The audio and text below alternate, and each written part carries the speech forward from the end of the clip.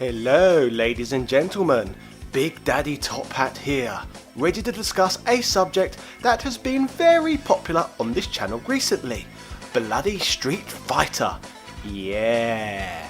Previously we have looked at the bizarre Brazil only Master System port of Street Fighter 2 and a British Game Boy Color port of Street Fighter Alpha. This week, however, we are going to be shifting gears away from the world of 8-bit and covering a different element of Street Fighter history. This week, we are going to look into the bizarre history of Street Fighter 3, a game I personally never got around to playing until very recently, and I feel that there will be many viewers out there who are in the exact same boat as me. However, with a franchise as popular as Street Fighter, why was this entry in the series so outrageously overlooked? So, with that said, let us take a look at the history of this great little game, and why this title is generally underappreciated. This, ladies and gentlemen, is the story of Street Fighter 3. Yeah! Time and time again on this channel, I have mentioned both the gaming and cultural impact of Street Fighter 2, and its overall significance and contributions to the world of gaming. The game, along with its many enhanced reiterations, is now a timeless classic. So, with that said, you would make the assumption that its true sequel, Street Fighter 3, would be just as celebrated, right? Well, obviously, as we know, this has never been the case. So in today's video, let us explore why, and then go on to look at the features of the game. Street Fighter 3 New Generation was released as the sequel to Street Fighter 2 in the arcade back in 1996 in Japan. The first iteration of this new Street Fighter game would ditch all of the previous characters with the exception of Ryu and Ken, and will replace most of the roster with a brand new set of fighters. This change in lineup is where the game gets its New Generation title from. The main character of this roster is a fighter named Alex, in which the game's loose story is based around. Basically, Alex chose to fight in the third World Warrior tournament in an attempt to get to fight against this new game's last boss, Gil, or Jill, however that's pronounced, who happens to be the president of the Illuminati, of all things. The fighting in this game all takes place in a stunning looking 2D environment. The game looks significantly better than both Street Fighter 2 and Street Fighter Alpha due to the game running off of, at the time, the new CP System 3 arcade board, as opposed to the CP System 1 and CP System 2, like with other games from the franchise before. This CD-ROM based hardware aided the elaborate crisper look of the game, which overall made this the best looking game in the franchise yet.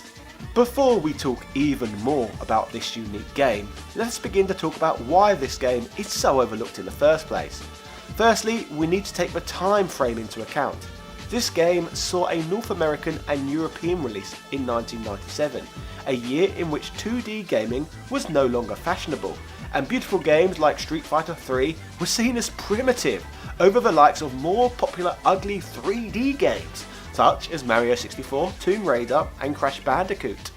Even in the fighting genre itself, Street Fighter had been replaced as the world's #1 fighting franchises by that of the Tekken series, which, due to its polygon graphics and even more newcomer-friendly gameplay style, had overtook Street Fighter in popularity and relevance. At Street Fighter 3's release, Tekken 2 was already out, and Tekken 3 would debut only a few months after.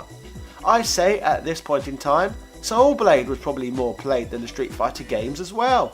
In regards to the decision to make the game 2D, general producer Noritaka Funamizu explained, "We feel that 3D is not really suitable for head-to-head fighting. And to be frank, Capcom doesn't really have the techniques to display high quality graphics in 3D.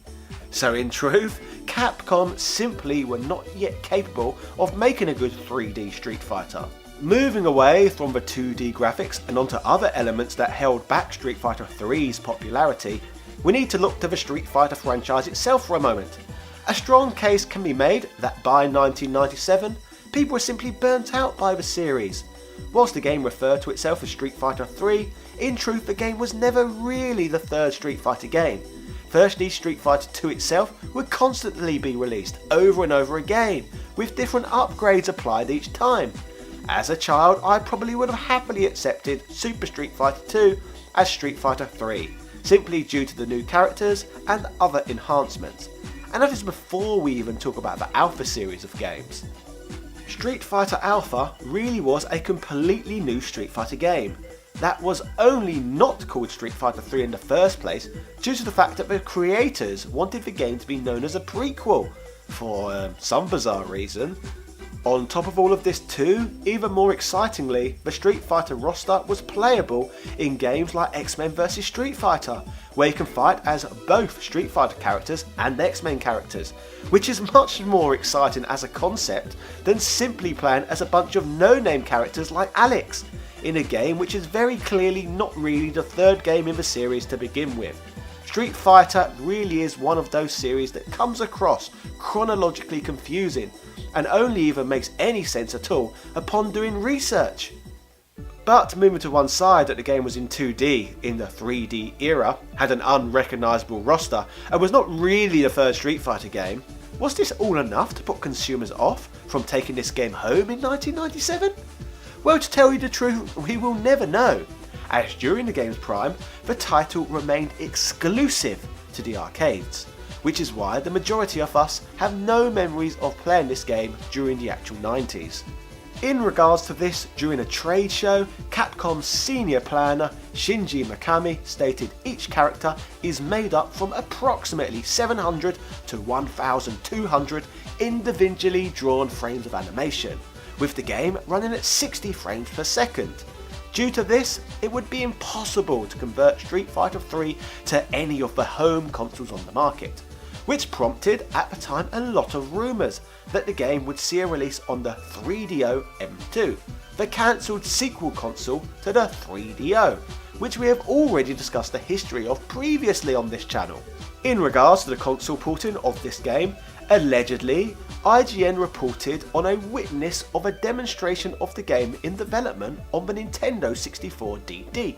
However, the 64 DD itself was delayed all the way up until December of 1999, and was such a commercial failure that the majority of releases for the platform were cancelled altogether, which obviously would have included Street Fighter 3 if it was ever intended to be released on the system at all. So, both prospective platforms that were set to potentially see ports of Street Fighter 3 were failed projects. Whilst all of this was going on, a poorly received polygon-based Street Fighter game was released in the arcades and on the Sony PlayStation. However, this game was developed by Akira and simply published by Capcom, rather than being a title that ran off the Capcom System 3 hardware. So whilst this game, Street Fighter EX, was poorly received, Street Fighter 3 on the other hand had received relatively good feedback from the critics. However, like myself analysing the game today, they too were rather stumped as to why the game did not feature 3D polygons, despite that being all the rage at the time.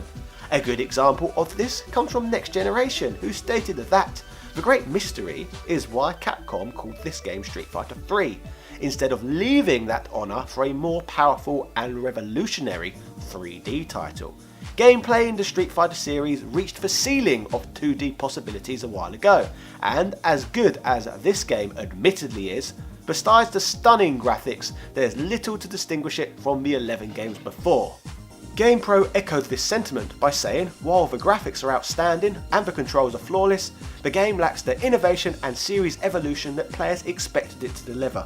The game makes you look forward to the next Street Fighter installment, rather than getting you excited about playing this one repeatedly. So, what was the same and what was different when it came to Street Fighter 3?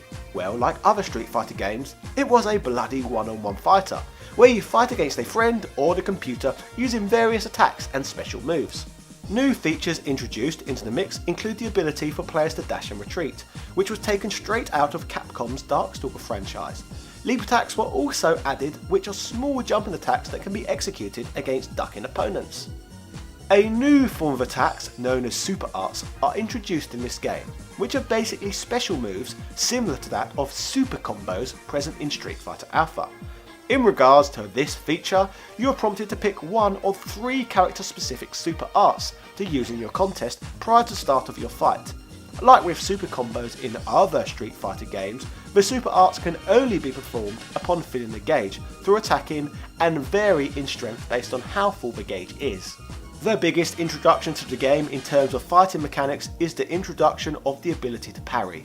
Basically, at the moment the opponent attacks, if a player moves the controller down at the right time, the attack can be both blocked then countered consecutively. Even special moves and super arts can be countered in such a manner. In terms of the game's fighting roster, the first Street Fighter 3 game features 12 playable characters, which include Ken and Ryu from the classic games as mentioned earlier. In terms of the new characters for me, the apparent star of the game, Alex, is unappealing, boring and generic. Considering this game is the new generation, if I was to compare Alex to anybody, I'd like to think of him as the Lex Luger of the Street Fighter world. A heavily roided marketing mistake who probably could not even body slam E Honda, let alone Yokozuna. The real star of this game is Dudley, who is as memorable a fighter as any from the Street Fighter franchise. This charming British boxer has a fantastic sense of style, and his unique character design earned him a memorable place in Street Fighter's future games. Who doesn't love or know of Dudley, even though he debuted in this overlooked game? Rather than making it to a home console, next for the game it would see an arcade update known as Street Fighter 3 Second Impact, which would include a few more characters, including the return of Akuma as a secret character and Hugo from the Final Fight series. After all, who needs Lex Luger when you can have bloody Andre the Giant instead? Yeah. 1999 would see a second arcade update for the game in the form of Street Fighter 3 Third Strike, which included even more new characters and the addition of Chun-Li, one of Street Fighter 2's most popular characters. All in all, bringing the roster up to 20 characters in total. To further separate this from other iterations, every single character had a brand new stage to fight on as well. The game would not end up on a console until December of 1999, which would mean it would take 3 years for the game to be ported over from the arcade to a console. The game would arrive on the Sega Dreamcast, a platform that was much more powerful than any home console hardware that existed upon the original game's arcade release. The game would come as part of a compilation along with the first upgrade of the game known as Second Impact. This compilation pack would be released as Double Impact, and as expected with the Dreamcast, it handled absolutely fantastically. As a result, it would not be long at all before the final upgrade, Third Strike, also made its way over to the Sega platform. Despite seeing a console release, I can never really recall the game receiving much fanfare. I guess by 1999, Street Fighter 2's popularity was over half a decade ago, and by that point, Street Fighter 2 was simply considered old, rather than retro, so was yet to receive its full-on legend-like status the franchise is now treated with today. I would go as far to say as that by 1999, the world was even more entrenched and immersed in polygon gaming than it was in 1996 and 1997. So all in all, not many people cared about Street Fighter during this time frame.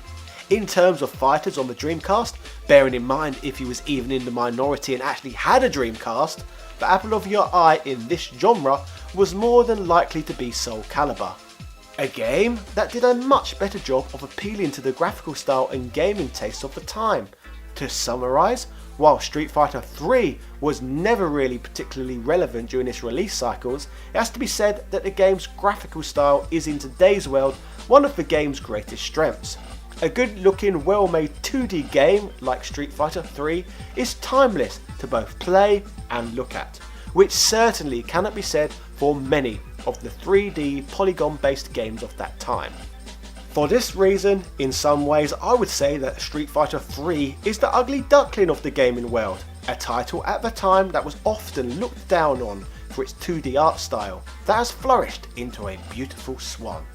It outshines the majority of its 3D contemporaries that were born over the same time frame.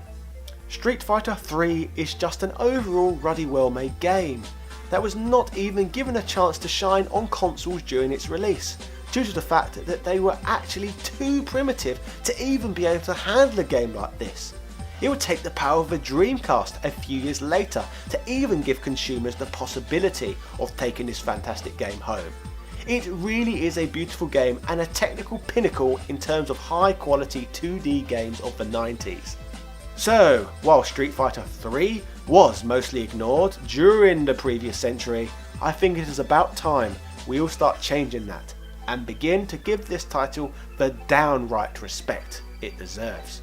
Yeah. So, ladies and gentlemen, that was the story of Street Fighter 3, one of the most overlooked games ever made. If you enjoyed this video, then I would greatly appreciate it if you could like, comment and subscribe to receive multiple videos on obscure gaming history straight to your phone or multimedia device.